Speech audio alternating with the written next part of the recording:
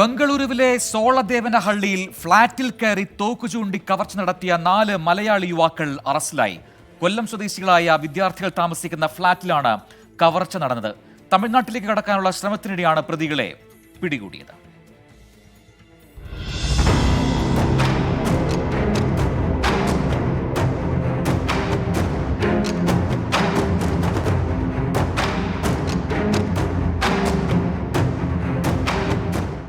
മലയാളികളായ പ്രമോദ്, ദീപക്, അനന്തകൃഷ്ണൻ, ആദർശ് എന്നിവരാണ് പ്രതികൾ. CBI ഉദ്യോഗസ്ഥരാണെന്ന വ്യാജേനയാണ് ഇവർ ഫ്ളാറ്റിൽ അതിക്രമിച്ചു കയറിയത്. തുടർന്ന് ഫ്ളാറ്റിലുണ്ടായിരുന്ന വിദ്യാർത്ഥികളെ തോക്കുചൂണ്ടി ഭീഷണിപ്പെടുത്തി. വിദ്യാർത്ഥികളുടെ കയ്യിലുണ്ടായിരുന്ന 90,000 രൂപ ഇവർ കൈക്കലാക്കി. കവർച്ചയ്ക്ക് ശേഷം തമിഴ്നാട്ടിലേക്ക് കടക്കാനായിരുന്നു പ്രതികളുടെ ശ്രമം. എന്നാൽ കവർച്ചാ സംഘത്തിന്റെ ചില ഫോട്ടോകളും സഞ്ചരിച്ച കാറിന്റെ CCTV ദൃശ്യങ്ങളും വിദ്യാർത്ഥികൾ തന്നെ പോലീസിന് നൽകിയിരുന്നു. തുടർന്ന് നടത്തിയ അന്വേഷണത്തിലാണ് സംഘം വലയിലായത്.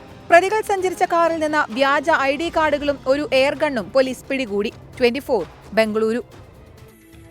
വിധി ദിനത്തിൽ 24 മാജിക് ജൂൺ 4 ചൊവ്വാഴ്ച രാവിലെ 5 മണി മുതൽ 24-ൽ.